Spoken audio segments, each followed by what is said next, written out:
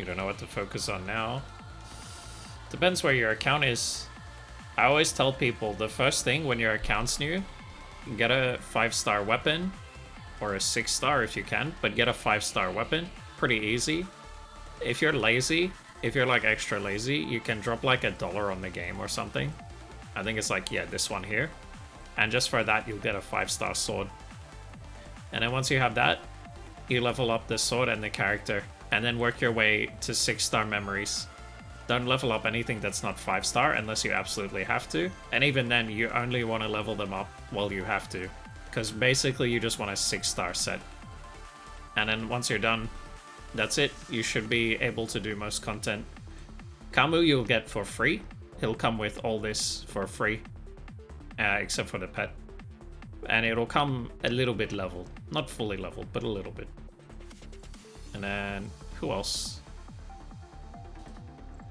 These guys here, you can actually play them on the same team as these guys now. That wasn't possible until like this patch, or last patch. However, these guys will get 30% damage reduction for every single one of these that are on their team. If you guys want to know like easiest way to tell meta as well, is if the character isn't an S rank, they're never... Sorry, here's what I mean by that. See how this character is triple S plus? That doesn't really mean anything.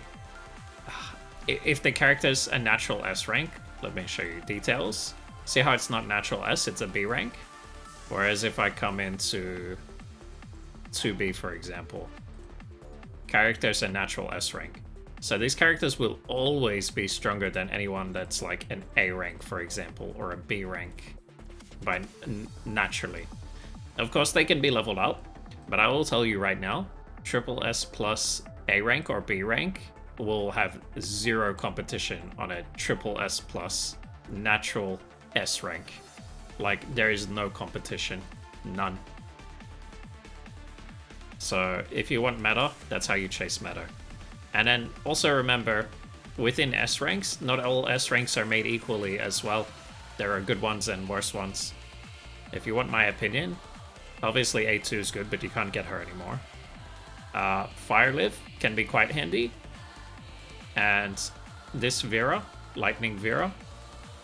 Chrome, S rank Ice Chrome. Not to be confused with A rank Chrome. So, the one with, see how he's got a scythe? Not that one. You want this one. So those are some pretty good first picks. Although Chrome's funny because he can be tricky because he doesn't have a lot of HP. But what he does have is if you hold his attack, he enters a mode and a bar drains, and as long as he hits at the same time as the enemy, he counters everything. He doesn't take damage and he gets shield. But he's a bit of a wild card because sometimes you win, sometimes you lose. However, he's very OP and easy to play. Like, he carried me pretty heavily through Babel. If you handed me, so the difference is, see how she's a natural S rank? I can get her to SS for free. Anything above that is paid. It's pay to win. Whereas anyone who's A rank or anyone who's B rank, you can go all the way triple S plus for free. It just takes a while. But again, it's not going to compete. Like, if you give me an option of this character, triple S plus, or who else? Where was Vera? Vera? Just this double S Vera? I'm gonna take Vera every single day of the week. If it's like content that matters. That's not to say that they're more fun. It's just in terms of meta. Making life easy for yourself. Because these characters get capped on damage, unfortunately. Just so that they're worse. Just so that they meet this. Which kind of negates the point of doing them up, to be honest. Because it's like, what's the point? They don't reach full strength anyway. As if these two are the same. Because if you look at the battle power, this is a lie. You could very easily be misled into believing she's, like, very, very strong.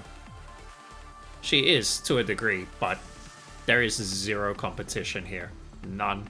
None at all. So, but that's beginner guide for you.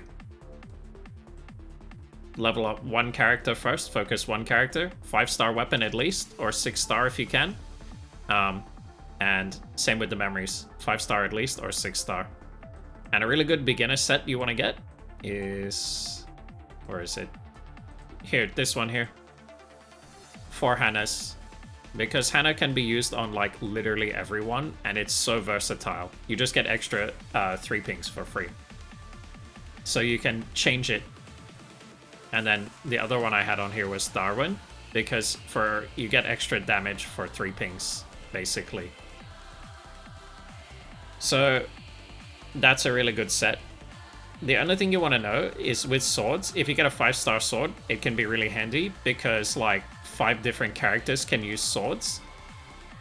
However, if you get the 6-star weapon, any other character can use this, but the 6-star weapon skills are what's OP about them. That's really, so you want to pick and choose. And again, I wouldn't bother anyone who's not a naturally S rank. I wouldn't bother getting a 6-star for. That's how I play. Because I've tested, I've got plenty of characters that are not naturally S rank and they have their 6-star weapon. And it makes no difference. Look at this 6-star weapon. It's like, it's just not worth the resources and materials and everything. The amount of what you get out is so diminishing versus what you put in. Who else? We got Lee. We got Vera. I know Vera had hers. Vera, Lotus. I think Wanshi. Oh no, that's right. I didn't do Wanshi. But yeah, there's so many. And if you want to know who's OP on the Uniframe side, Kamui, who you'll get for free. And Selena is quite useful. And then Ronald is also quite useful. And Pulau is like pretty bad, honestly. And so is Chu. But hey, if you like them and you enjoy the playstyle, play them. But if you're looking for meta, that would be my get up to speed quick guide.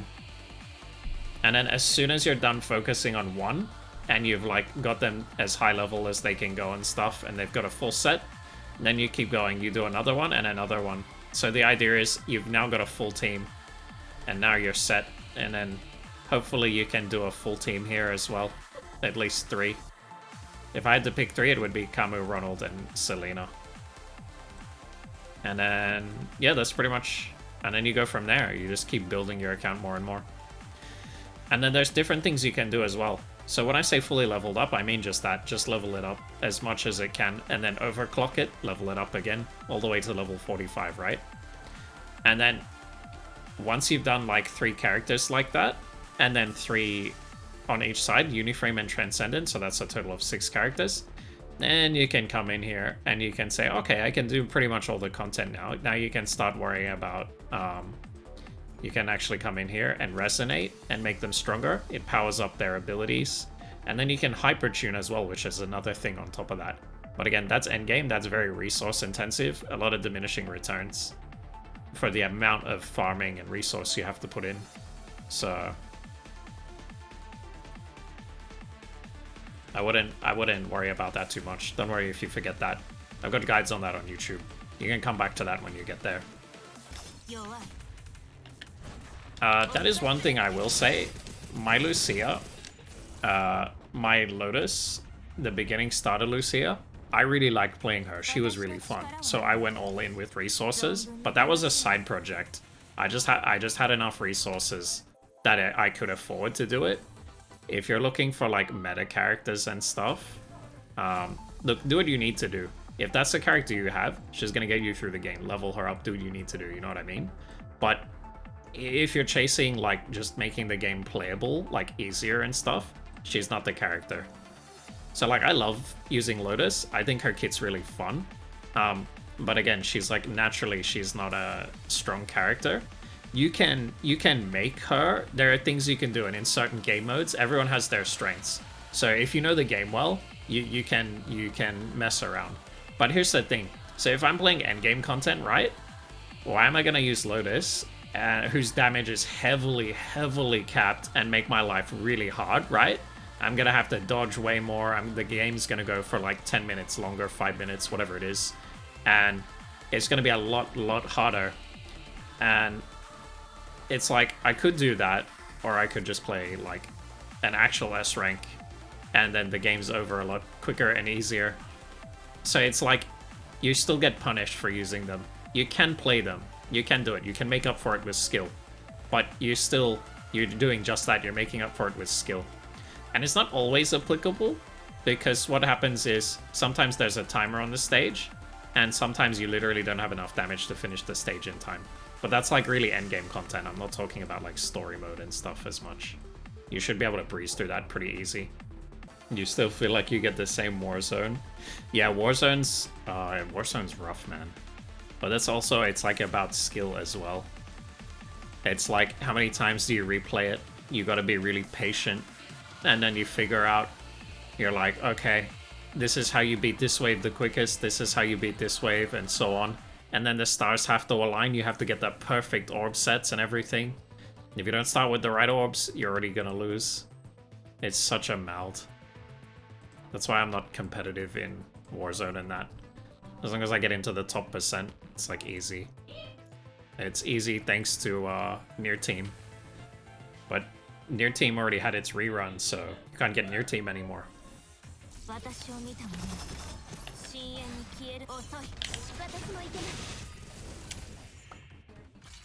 See, like this? See how Alpha feels OP in this game mode? She just drops them really quickly if you know what you're doing. But Alpha's actually one of the weaker characters right now, in terms of S ranks and meta. And again, you can still play her. You can still get past the content in that. It's just, it's harder. This is actually really good situationally. So I got the 6-star weapon for her, which you don't have to do. You can have the 5-star. As long as you get a 5-star, that's kind of like the base. You can farm this for free in co-op, so you can still get almost everything. The only thing you can't get free to play is, again, see how it's SS instead of SSS plus? That's as high as you can go free to play with natural S ranks like Liv. So this is the memory set. If you want Liv done up, this is the memory set you'll want for Liv. 4 Elizabeths, and you'll want them in the top row and one on the bottom row, doesn't matter where. The reason this matters is because it's not a huge deal, right? But it makes a very minor difference because, like, see how these have certain stats on them? So this one, if it's in the top, will have HP and crit, and then if it's in the bottom, it will have attack and defense. Now, if you look at these, see how it's like 135 and 223?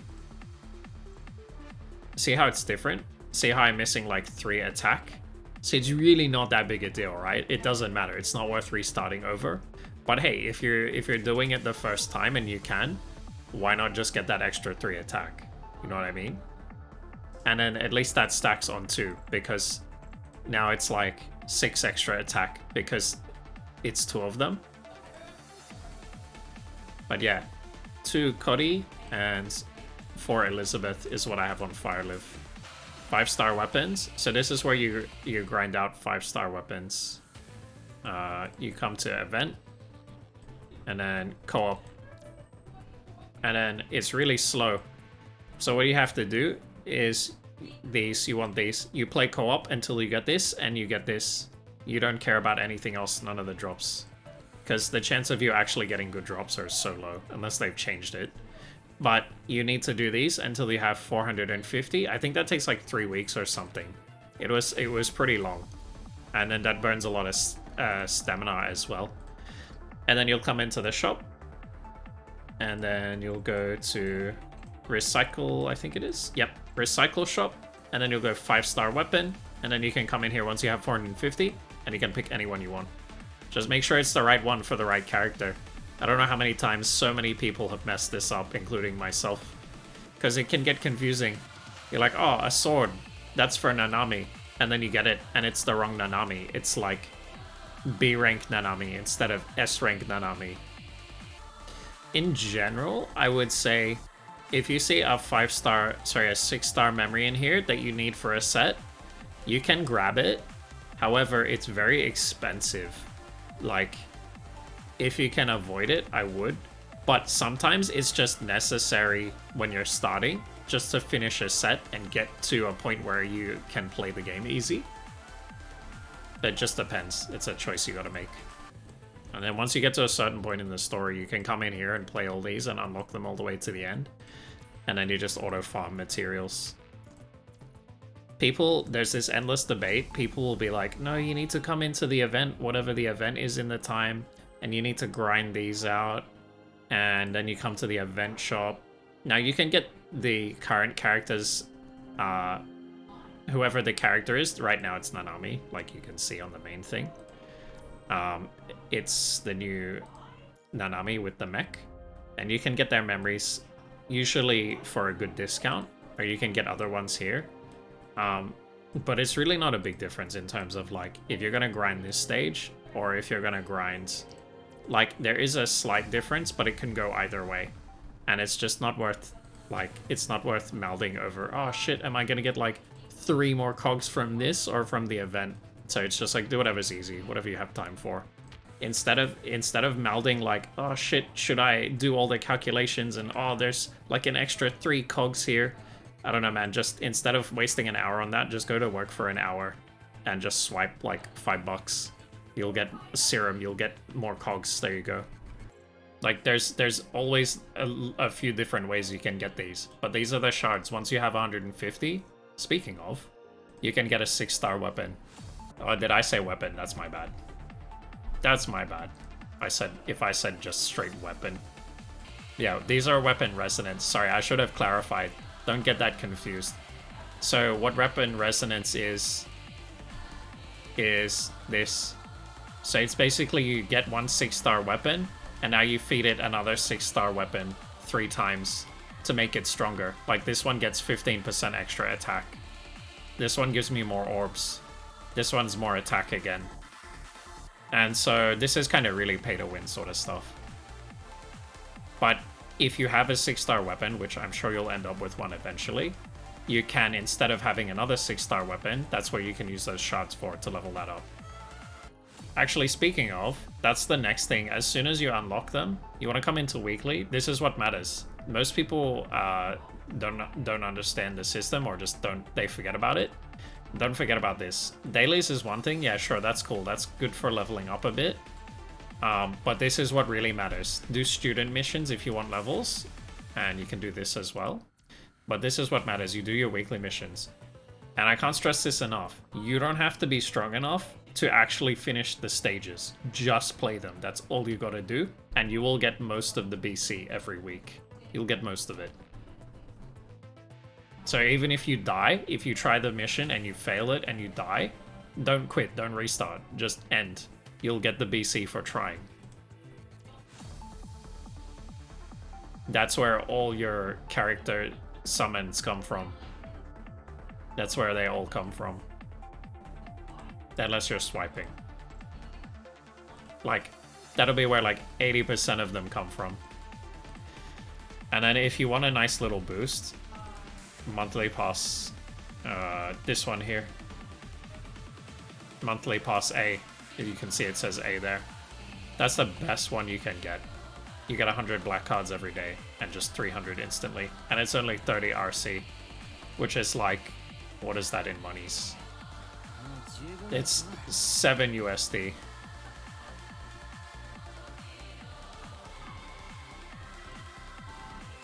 And then I suppose you can alternate between the two. Buy this once, buy this the next 2 months. But it's up to you. Depends if you're spending or free to play. And then how much you want to spend. We've got S Karen, but she's not that good. She's one of the meh kind of S ranks in terms of damage. Same with Nanami. She's pretty rubbish. And then Kamui's really easy to get confused. The one that faults his arms, is the A rank. The one that does not fault his arms is the S rank. Also, his collar's higher. But even him, he's good. Like, he's a good character to have. In general, it's better to have more characters and more stronger characters, but he's certainly not one of the main characters that I would be looking to use and do up first. But everyone plays different. So I'm just talking like straight ease of use. Yeah, you might feel like S. Karen is harder to dodge. She does have a very odd dodge. And then Mech Naname as well is another one just off the top of my head. That's like probably even harder. Just because it feels different. So this is Bianca, except I've already got a really sick coding for her. And I quite like this one, so I had no plans to change it. So it's like I could dead this one. This is really nice as well. It's really nice. But like, I have this. I like the hair better on this one, so I like hair physics. So I'm not really gonna. Yeah, I wasn't gonna swap. And then we have Kamui. He's got a new coding. Not that one. These are his other ones. And then we have Sus Kamui. Tail's a little low. Just a little bit. Just questionably low. That's why we call him Buttplug Kamui. You look at any other character, like Karenina.